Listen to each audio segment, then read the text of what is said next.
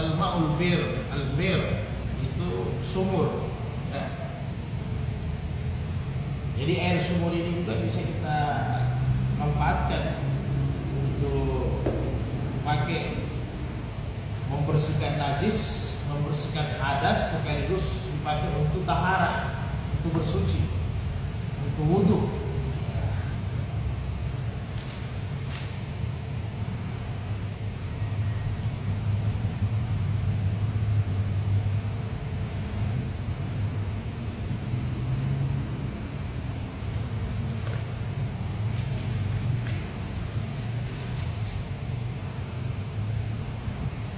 Jadi satu hadis dijelaskan dari Abu Daud nomor 60. Abu Sa'id Al-Khudri radhiyallahu anhu, dari Abu Sa'id Al-Khudri, marartu, saya lewat bin Nabi sallallahu alaihi wasallam. Ketika itu Nabi sallallahu alaihi wasallam wa huwa yatawadda minal bi'ri bu'da. Jadi ketika itu saya lewat, Nabi sementara wudu di satu sumur ya, di satu sumur, yaitu sumur Buddha. Ada satu sumur di zaman Nabi, itu sumur letaknya agak jorok sedikit ya. Itu sumur letaknya agak jorok sedikit, sehingga fakultu, saya berkata, tatawadda'u minha wa hiya yukrahu fiha ma yukrahu minat tatanni faqal ma'ula yunjisuhu. Jadi Abu Sa'id Al-Khudri berkata, ya Rasulullah, kau berwudu di sumur Buddha itu, apakah itu boleh ya? Karena sumur Buddha itu katanya itu sumur agak kotor tempatnya, karena biasanya sampah-sampah itu terbang masuk dalam sumur itu. Jadi ternyata ini sumur tepatnya di belakang perumahan lah ya, di zaman sahabat. Kemudian di belakang kompleks perumahan itu dipakai untuk buang sampah. Jadi dipakai untuk buang sampah, sehingga kadang kalau angin kencang jelas masuk di sumur itu, kira-kira begitu. Sehingga di riwayat yang lain, hadis ke-61 dari Abu Daud, bahkan Abu Daud berkata, Abu Sa'id Al-Khudri berkata, ya Rasulullah, di situ juga kotoran, sampai kotoran wanita ada di situ. Maksudnya bekas-bekas pembalut lah kalau kita sekarang ya. Kalau wanita yang haid, jadi biasanya bekas pembalutnya dibuang di situ juga ya. Jadi tentunya lalu sudah pernah kita bahas, pembalut di zaman Nabi itu tentunya belum seperti kita hari ini. Jadi dia penggalan kain katung. Mungkin kalau 80-an kita punya orang-orang tua masih sempat pakai begitu ya, 80-an, 90-an awal.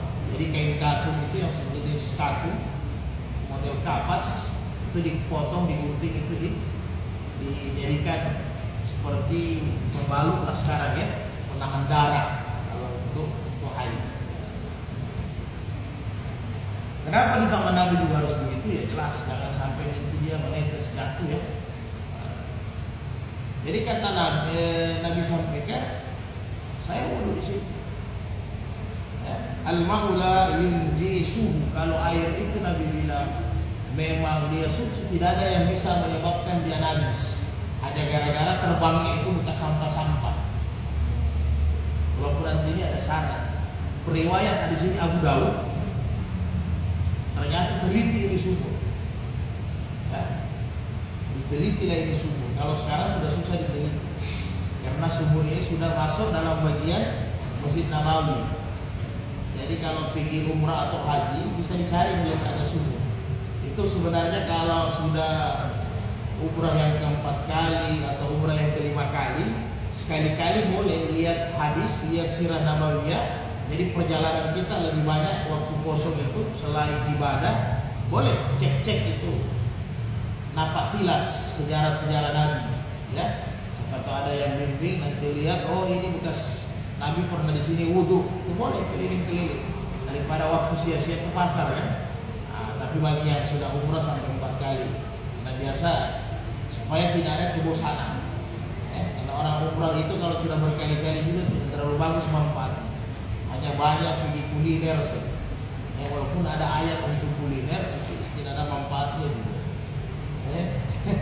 Jadi lebih baik menapaktilasi sejarah-sejarah di mana pernah diingat dalam ayat sahabat atau dalam sirah nabawiyah atau dalam hadis-hadis Nabi pernah melakukan ini, melakukan itu, bagus kita datang. Nah, termasuk ini sekarang berada dalam lokasi Masjid Nabawi, tempatnya dia di Kuba 5 itu. Kuba apa itu? Kuba hijau, Kuba biru. Ada 5 Kuba itu, di situ bekas ini sumur muntah. Nah, jadi saudara sekalian, Nabi itu berwudu dengan air sumur. Air sumur bisa dipakai untuk wudu. Ya, hanya kalau kita tentunya modelnya ditimbang. Kalau zaman dulu itu biasanya timbahnya dibocor kan, supaya praktis. Jadi ada bocornya kita langsung wudu, ya, supaya tidak merepotkan orang lain. Jadi otomatis seperti keran ya, ditimbang. Kalau memang dia jatuh ya timba ulang, kan gitu. Jadi bisa dipakai untuk Imam Abu Dawud, dia pernah ke Madinah, teliti di hadis. Jadi itu kerjanya orang-orang yang belajar hadis. Jadi kalau dia mau mensahihkan atau mau menetapkan status ini hadis, maka mereka pergi. Jadi kita ini tidak perlu lagi seperti itu. Jadi apa yang mereka sudah sampaikan, utamanya di Kutubus Sittah, ya, itu sudah diteliti semua. Ada satu imam hadis tidak sempat, nanti imam hadis yang lain yang teliti itu tempat. Nah, jadi kita ini instan hari ini. Jadi hari ini sebenarnya tidak ada ulama, kita semua ini hanya membahas dengan pendengar. Karena apa, semua tidak ada lagi kita teliti. Jadi kalau sekarang secara akademik formal profesor lah ya, peneliti. Jadi tidak ada profesor lah hari ini kita kalau bidang agama, karena tidak ada penemuan baru. Karena semua ini hanya kita baca. Orang-orang dulu sudah teliti. Jadi Abu Dawud dia datang ke Madinah, dia coba kenapa Nabi sampai sumur itu padahal dekat tempat sampah, dekat pembuangan. Kalau angin kencang pasti ada masuk, apalagi di situ sampah dulu itu semua dibuang di situ sampai bekas-bekas pembalutnya perempuan. Jadi kenapa bisa Nabi bilang itu? Nabi wudu di situ. Alasan apa sehingga Nabi bisa seperti itu? Nah, maka setelah diselidiki Imam Abu Dawud, dia lepas serbannya karena waktu itu belum ada lah meter kayak sekarang kan ya. Tinggal tarik meter ke bawah. Dilepaslah serbannya. Karena memang serban lilin itu, imamah lilin itu kan sampai 12 hasta. Kalau sahabat Nabi dengan orang-orang dulu tabi'in itu 12 hasta, lumayan panjang. Hasta ya, sibrat ya. Ini apa? Ini jengkal. Hasta ini kan. Jadi setelah diukur, ternyata kedalaman diukur dengan serbannya Imam Abu Dawud, kedalamannya itu sumur 6 hasta. Jadi kalau 6 hasta berarti 3 meter kurang lebih. Ya, kurang lebih 3 meter.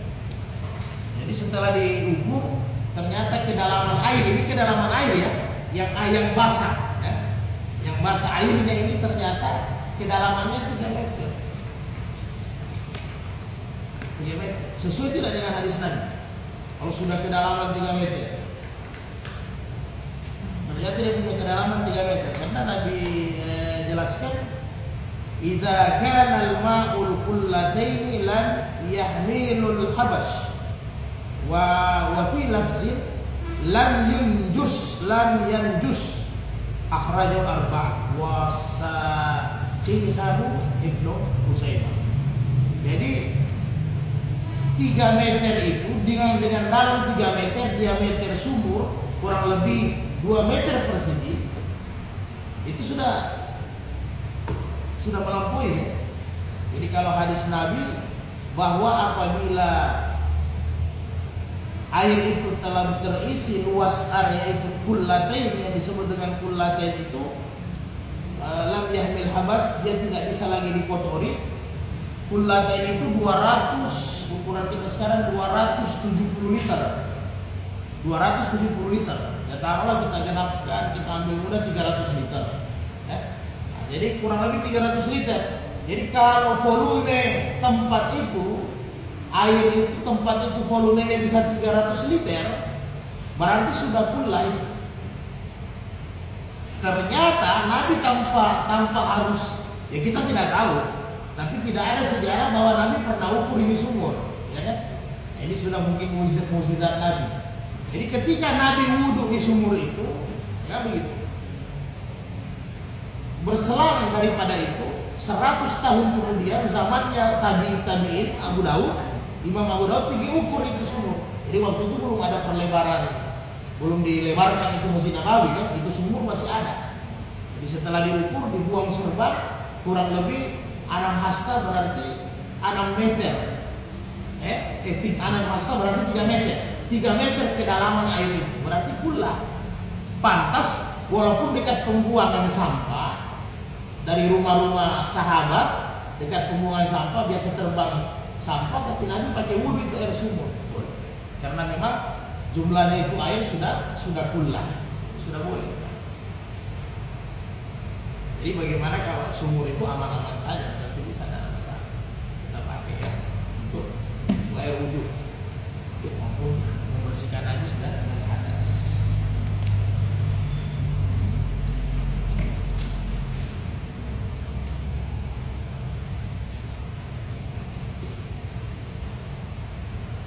Kemudian jadi ini air sumur berlaku juga nanti kalau sumur yang memang rasanya asin, sahabat. Ada kan sumur juga rasanya asin. Saya pernah dapatkan dua-dua, sumur rasa asin di pinggir pantai. Ada juga ternyata sumur rasa asin di bukit, Pak. Saya pernah dapatkan itu asin, tapi dia di bukit. Nah, jadi itu bisa dipakai untuk itu air suci, bisa kita pakai. Hanya biasanya pernah kita tanya, kenapa bisa asin? Ternyata dulu itu laut. Jadi itu bukit itu laut, ya tanpa mengecil kan gitu. Jadi sejarahnya laut, jadi zat garamnya itu masih ada di bawah. Tapi no problem. Karena ya. Tapi kan ada juga yang di pinggir laut tidak asin. Ya, saya pernah. Jadi kalau ada juga, ya di pinggir laut kita gali. Padahal pinggir laut, pas kita gali kurang lebih setengah meter itu tidak asin. Airnya bagus. Nah, jadi itulah kuasa Allah ya. Jadi Batu Sambu. iya, batu sambu ya. Ya, kalau di pinggir tidak asin. Ya, kalau di Jawa itu di Jawa daerah saya Ada juga. Tidak asin. yang garam itu tadi. Iya. Di tengah daratan Jawa. Garam. Garam. Jadi pada dasarnya air sumur bisa kita pakai untuk ini ya. Apalagi kalau sumur itu sudah keluar. Nah, kemudian yang berikutnya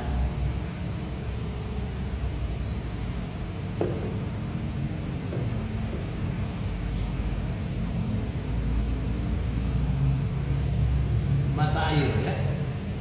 Yang ke berapa? Yang kelima.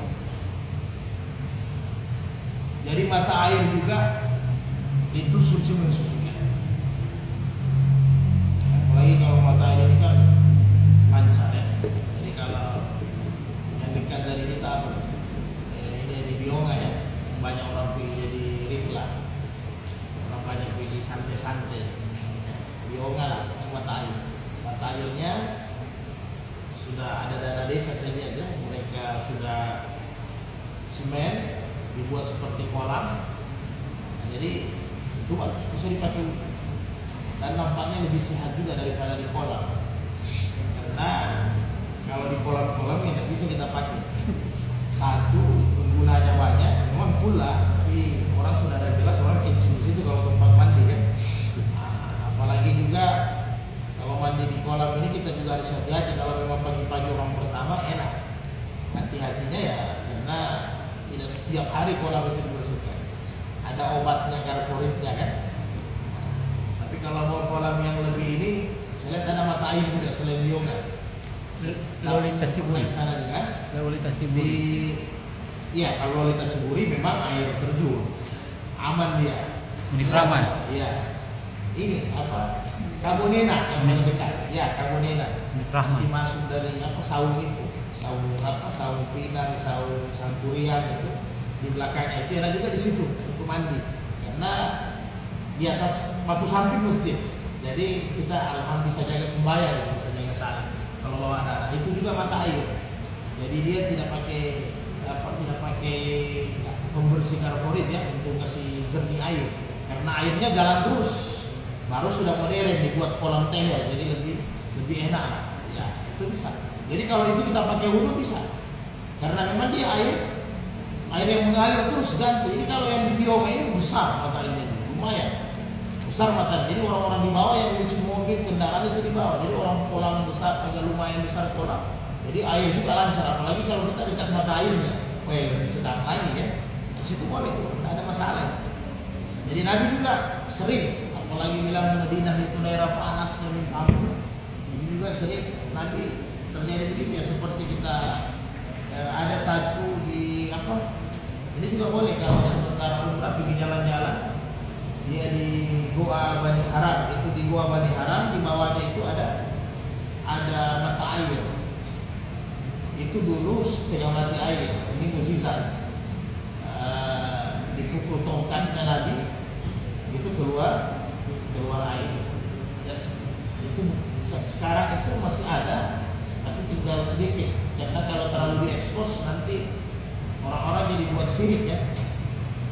Nanti jadi buat sirik jadi repot. Kemudian selain ini di Bani Haram ada juga mata air yang termasuk ya Zam-Zam lah, ya Zam-Zam. Nah, kalau itu lain lagi ya, itu mukjizatnya Nabi Ismail ya. Nah, itu sampai hari kiamat. Dahsyat ya. Dan itu sumur Zam-Zam, mata airnya itu kan sudah berapa kali penelitian, masuk dari tahun 70-an, tahun 80-an, yang terbaru juga ada 2000-an itu profesor kan.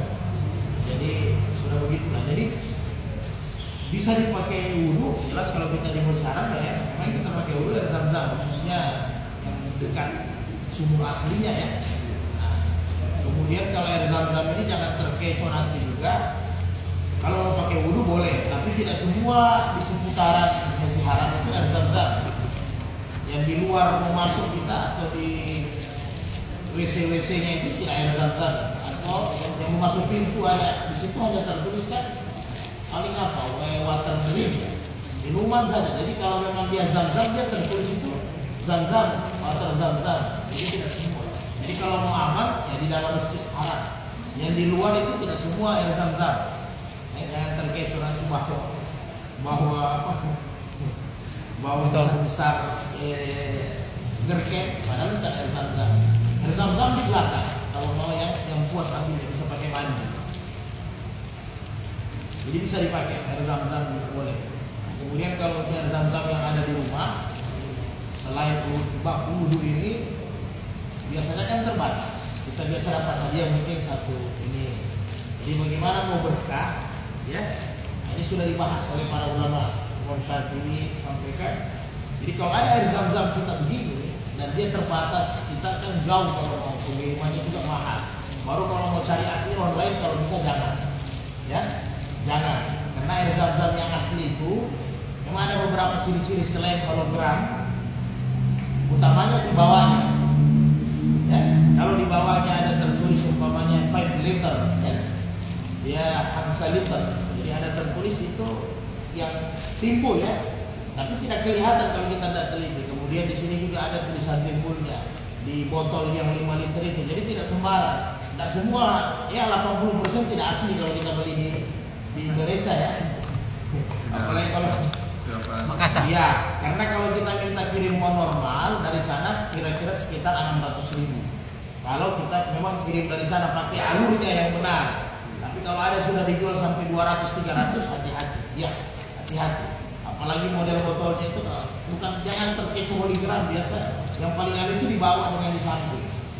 Itu baru tulisan zam-zamnya. Kemudian di samping ini selain zam-zamnya timbul, dia ada expired.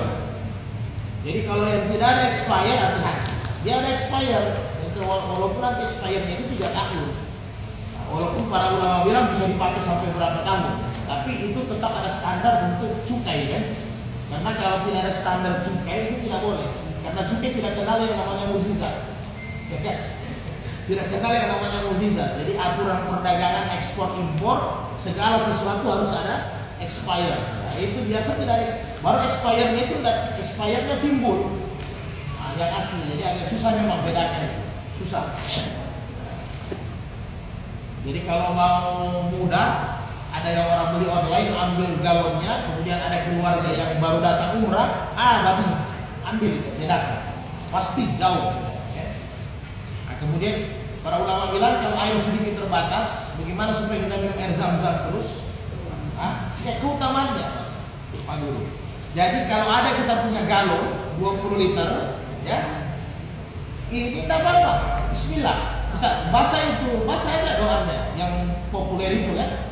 Allahumma inna nas'aluka ilman nafi'an wa rizqan thayyiban, ya. Kemudian wa shifaa'i kulli da'in, ya. Kemudian setelah itu tuangkan aja kira-kira ya. Seteguk minum. Tuangkan saja seteguk minum. Jadi kita punya air galon itu, apalagi ada yang sakit itu zam-zam. Apa?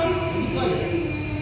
Kalau ada botol aqua yang 1,5 liter, tuangkan aja sedikit. Baca doa zam-zam, sudah. Bismillah, insya Allah berkah. Karena kita kan terbatas. Jadi para ulama kasih solusinya. Jadi air zam-zam kita bisa lebih banyak. Nah, jadi bayangkan kalau kita punya 5 liter, ya kan? Kalau dengan suami istri pergi ya nanti dibagi-bagi 5 liter, 5 liternya simpan. Jadi caranya begitu, taruh di galon setiap minum. Jadi air zam-zam itu sudah. Kenapa? Karena kan sudah diteliti. Air zam-zam dia tidak bisa dikalahkan dengan air lain. Ya, yang orang bilang susu sebelanga dianukan dengan apa? Nilai setetes kan? Itu air zam-zam begitu boleh.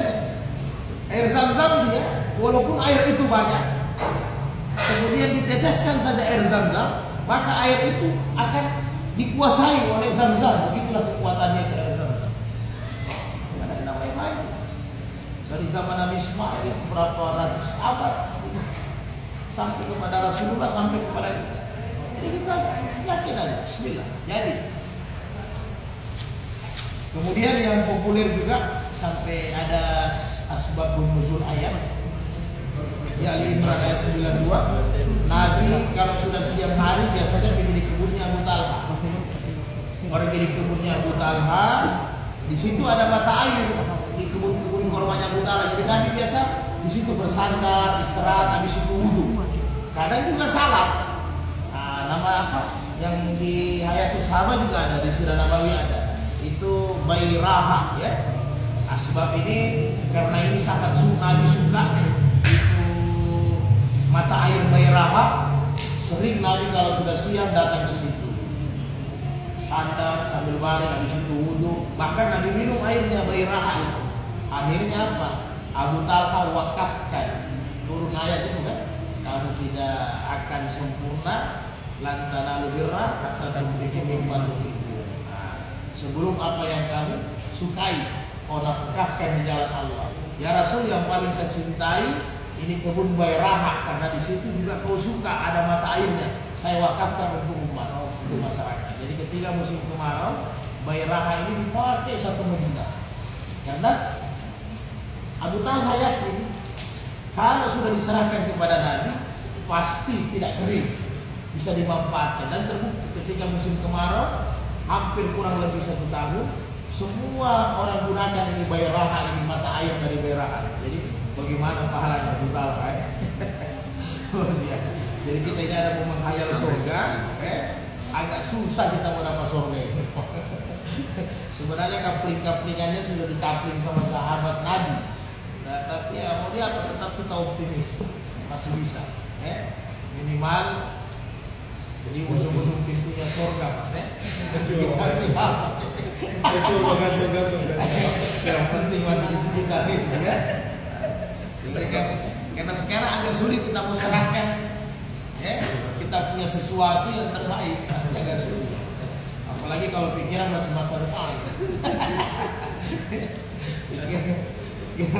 Jadi air mata air bisa kita pakai. Jadi tidak usah lagi ini saya harus, jadi semua ulama Syafi'i bilang kalau Imam Syafi'i boleh ambil palo-palo nanti kita wudhu sendiri. Tapi di mazhab lain Abu Hanifah kita dari situ juga boleh wudhu, bahkan 1 kali 4, 1 kali 5 orang, yang penting tempatnya memungkinkan boleh kita pakai. Jadi mata air ini boleh kita pakai. Bahkan Nabi contohnya bahkan diminum, kalau mata air itu luar biasa ya. Nabi minum itu bayraha. Nah, kemudian saudaraku sekalian, yang kelima, nah ini lagi ma'ul asal ya, air es, dari kulkas umpamanya kan. Nah, mungkin kalau kutub utara ya memang airnya sudah dingin. Jadi air es boleh kita pakai. Air es bisa digunakan untuk, maksudnya salju. Ya, tiba-tiba ada salju, baru airnya salju itu dicairkan, boleh kita pakai. Tentunya bukan esnya kita mau pakai kan. Jadi air saljunya bisa kita gunakan. Walaupun nanti ulama dalam fikih ada pendapat, bagaimana kalau seandainya kayak batu es, waktu wudhu sudah mau, kita mau tunggu ini cair kan lama kan? Nah itu boleh. Yang penting memang memungkinkan dia basah sambil dia cair kita wudhu. Nah yang penting memungkinkan, apalagi hanya bagian-bagian wajib ya. Kita pakai wudhu wajib memungkinkan, bisa, tidak ada masalah. Bahkan pendapat di ulama mazhab Imam Ahmad itu kalau ini seandainya es, ya kita begini ya boleh, karena dia kan cair. Jadi sekalian daripada kita tunggu dia untuk cair, boleh kita gunakan apa? Tinggal teknik kita lah, bagaimana caranya. Teknik kita gunakan itu airnya yang kalau masih beku. Kemudian yang terakhir ada juga namanya air embun, itu boleh. Yang ketujuh itu air embun. Jadi bisa dipakai, sahabat-sahabat Nabi banyak pakai. Hanya kalau kita sekarang kenal itu air embun kan untuk obat. Ya Pak Guru ya, untuk obat, embun di pisang ke air pisang, daun pisang atau. Jadi itu air embun bisa kita pakai wudhu kalau dia banyak. Apalagi kalau dia di daun-daun apa ya? Talas ya, iya bisa kita pakai wudhu. Apalagi kalau ada wudhu wajib. Karena dia embun malam, jadi kita pakai untuk subuh. Bisa silakan, ada masalah. Air embun boleh sah. Itu air mutlak, suci mensucikan untuk kita pakai wudhu bisa. Berarti kalau air yang dipanaskan tidak bisa berarti ya Pak? Air yang dipanaskan? Ya nanti ada Pak. Oh ada Pak. Air kemasan, iya air galon boleh dipakai. Air kemasan. Apalagi dalam perjalanan yang paling efektif sudah air itu. Ya. Jadi kalau air kemasan bisa dipakai. Kalau sekarang kan perjalanannya tidak menakutkan. Maksudnya bukan hutan yang panjang. Jadi kalau di zaman Nabi kan dilarang gunakan air minum untuk wudhu, karena memang perjalanannya pada pasti hampir ribuan kilometer baru dapat lagi perkampungan ya. Nah, kalau kita sekarang kan biar pakai begitu tidak apa-apa, karena sepanjang jalan kan ada kios, ada supermarket, ada tempat-tempat belanja, jadi aman lah, bukan menakutkan seperti dulu. Jadi boleh dipakai, kita pakai. Ya kan kalau aturan lalu kan kita bahas kalau aturan air minum jangan dipakai wudhu.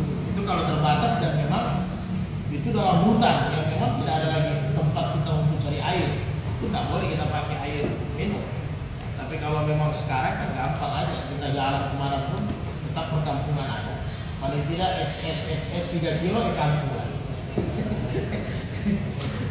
Jadi aman, bisa pakai. Ini untuk wudhu ini pas ini, wudhu normal juga pas. Ya, apalagi kalau hanya wudhu wajib, jadi wudhu normal ini juga pas. Apalagi kalau hanya satu kali berumur apa semua. Tapi kalau orang sudah terbiasa boros, saya tidak bisa Pak. Ini kayaknya pakai ukur aja kasih dulu. Jadi ada waktunya. Jadi beradaptasi lah kan. Ada waktu-waktu tertentu. Karena ada juga dari sebagai ini kan hadis Nabi, air wudhu ini kan mengapa tetesannya dosa diampuni. Berarti makin banyak kita pakai, makin banyak dosa diampuni, ya kan? Urusan berapa banyak dosa itu diampuni, itu kan urusannya Allah. Allah alam bisawab, bukan urusan kita. Ya jelas ada aturan, tertibnya paling tinggi maksimal 3 kali. Karena kalau 4 kali sudah boros. Kalau sudah hukum boros sudah mubazir. Kalau sudah mubazir temannya setan. Kalau sudah setan ya tafsirkan sendiri hukum. Kan begitu kan? Boleh tidak ikut setan? Ya haram. Tapi saya ikut setan. Nah, jadi itulah kira-kira. Jadi air pun juga bisa kita pakai. Jadi 7 macam air inilah yang bisa kita pakai sebagai air mutlak yang bisa kita gunakan untuk berwudu. Itu nomor 1. Dengan wudu hadas kecil, kemudian mandi hadas besar. Kemudian bisa juga kita pakai untuk membersihkan najis. Ya. Kemudian kita pindah yang kedua. Tentunya air yang kedua ini air al-ma'ut tuhur, tapi sebaliknya la yutakhir. Ya. Dia suci tapi tidak mensucikan. Jadi air ini bersih tapi tidak bisa dipakai untuk wudu dan tidak bisa kita pakai untuk wudu dan mandi. Wudu hadas kecil, mandi hadas besar tidak bisa. Dia hanya bisa digunakan untuk membersihkan najis. Bisa. Dia bisa digunakan untuk laundry pakaian, cuci pakaian, boleh. Karena dia air suci. Dia statusnya air suci, hanya tidak bisa mensucikan. Jadi air suci ini tidak bisa mensucikan. Jadi dia hanya sebatas dipakai untuk membersihkan najis atau mencuci pakaian, mencuci piring, boleh nggak apa-apa. Nah, yang mana jenisnya dia? Jadi air yang suci mensucikan ini, kalau di mazhab Syafi'i dia ada 2 macam. Satu mustakmal namanya, yang kedua mutaghayyar. Jadi mutaghayyar mustakmal. Ya. Walaupun nanti di mazhab Imam Abu Hanifah dia tambah 1, walaupun Imam Syafi'i itu pisahkan, musammas, sinar matahari, tapi di mazhab Imam Syafi'i dipisahkan, termasuk nanti masuk dalam bab merebus air panas ya. Jadi 1 mustakmal, yang mustakmal dulu kita bahas. Jadi mustakmal ini, air mustakmal itu simpelnya, bahasa mudahnya yaitu air sisa bekas. Itu yang paling air sisa bekas yang sudah dipakai, baik lewat percikan dan sebagainya. Nah, ini disebut dengan mustakmal. Jadi ini air mustakmal pada dasarnya dia suci. Jadi contoh mudahnya, saya di mazhab Syafi'i ya, saya wudu di tempayan, di loyang, wudu tak, ya kan? Sementara saya wudu, bekas wudu itu ada jatuh di loyang itu, percikannya, itu yang disebut dengan mustakmal. Maka air yang di loyang ini jadi mustakmal. Kenapa? Menurut mazhab Syafi'i, karena air yang bekas wudu itu kotor, bukan kotor tidak suci, tapi dia bekas, ya kan? Sehingga dia masuk di tempat air, maka dia menjadi mustakmal. Yang mana tidak mustakmal, bagaimana caranya tidak mustakmal? Ya kayak hadis, kembali ke hadis pertama, yaitu kullah, 2 kullatain kan? Kullatain itu 270 liter.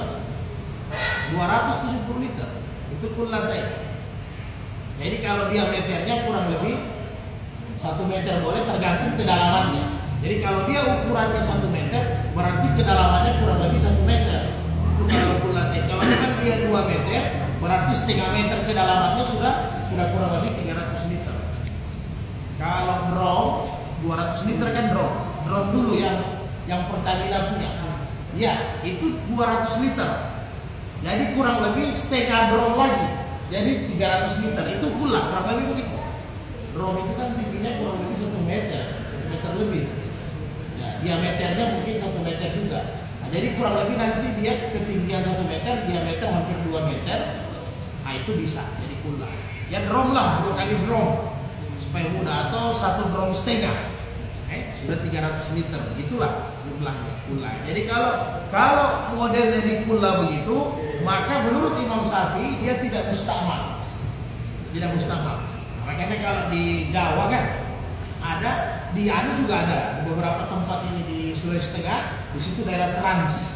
Saya lihat ada itu daerah-daerah trans yang memang komunitas saudara kita yang dari Jawa, atau dari NTB, dari Lombok itu terbiasa mereka wudhu begitu. Iya, dia bikin kolam kan. Jadi kolam, tapi kolam itu rata-rata sudah 500 liter. Bahkan ada yang lebih. Itu tidak mustakmal menurut Imam Syafi'i. Karena jumlahnya tadi sudah pula. Jadi bisa kita pakai. Jadi hilang mustakmalnya. Tapi ketika tidak sampai 1 pula, maka dia menjadi mustakmal. Walaupun pendapatnya Imam Syafi'i ini, Imam Abu Hanifah pertama juga sama sependapat dengan Imam Syafi'i. Maksudnya Imam Syafi'i sependapat dengan Abu Hanifah. Karena memang Abu Hanifah dulu pertama kali yang buat ini mustakmal, karena imam yang pertama kali lahir ya, yang buat ini mustakmal. Walaupun nanti sebelum Imam Abu Hanifah meninggal, ini fatwa dia ditarik bahwa air mustakmal itu tidak ada menurut Abu Hanifah. Jadi kalau Imam Abu Hanifah tidak pakai kula. Paham ya? Jadi dia pakai hadis Nabi. Sebagaimana Ibnu Umar ajarkan orang wudhu, Ali bin Abi Thalib ajarkan orang wudhu, Utsman ajarkan orang wudhu. Bagaimana itu? Minta air, kemudian wudhu. Yang jelas kalau kita sudah wudhu di Kalau kita sudah wudhu di loyang, itu mustahil tidak percikannya tidak mungkin. Kecuali nanti kita taruh di tempat. Jadi kita pakai palo-palo. Itu lain cerita kan? Tapi ketika kita wudhu masukkan tangan pasti mustahil. Jadi Imam Abu Hanifah terakhir tidak pakai lagi mustakmal. Jadi hanya dilanjutkan sama Imam Syafi'i bahwa mustakmal itu tetap ada. Walaupun nanti Imam Ahmad, Imam Malik tidak pakai mustakmal. Walaupun nanti apalagi nanti bekas air sisa mandi suami istri, itu tidak dipakai sudah sama Imam Abu Hanifah. Jadi umpamanya istri kita mandi, ya, mandi janabah. Jadi kan ada 2 cara, ada 2 cara mandi janabah. Boleh suami istri sama-sama mandi, boleh juga suami duluan atau istri duluan. Dua-dua pernah Nabi laksanakan.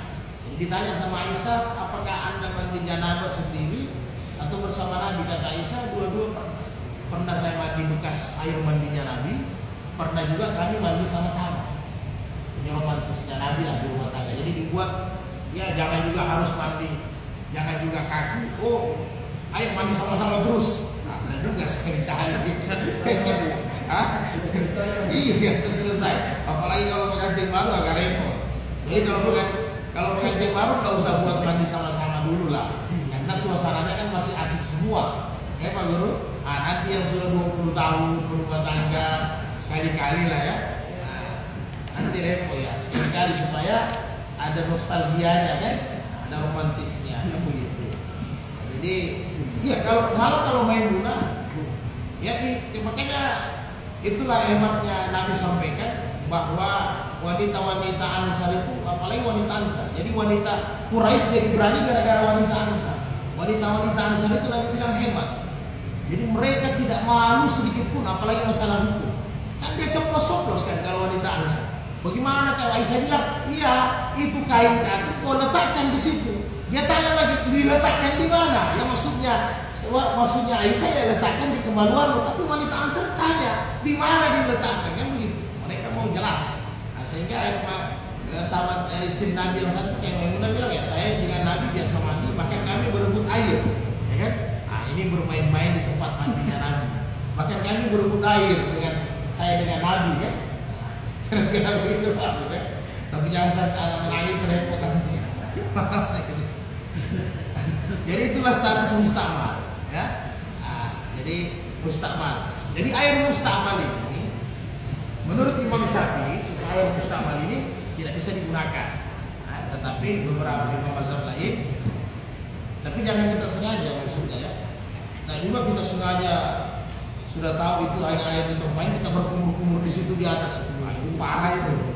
Jadi dia sekedar, jadi menurut Imam Ahmad sekedar kita wudhu seperti Nabi kasih contoh wudhu, itu tidak mustahil. Tapi kalau kita sudah wudhu hanya pakai loyang, nah itu sudah. Tapi kalau keran mengalir terus pakai begitu bisa.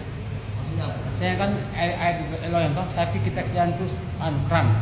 Misalnya kita anak. Nah ukurannya kan tetap pula. Itu kan bukan mata air. Baik kalau mata air ya, ukurannya tetap pula. Apa? Jadi kita pakai kula. Jadi kalau mau selamat seperti begitu berarti airnya harus suci dulu dari awal. Paham? Jadi apalagi kalau kita masuk di kamar mandi yang bukan kita punya kamar mandi, ya berhati-hatilah. Jadi tidak usah dulu hukum ini, kebersihannya air dulu lah ya.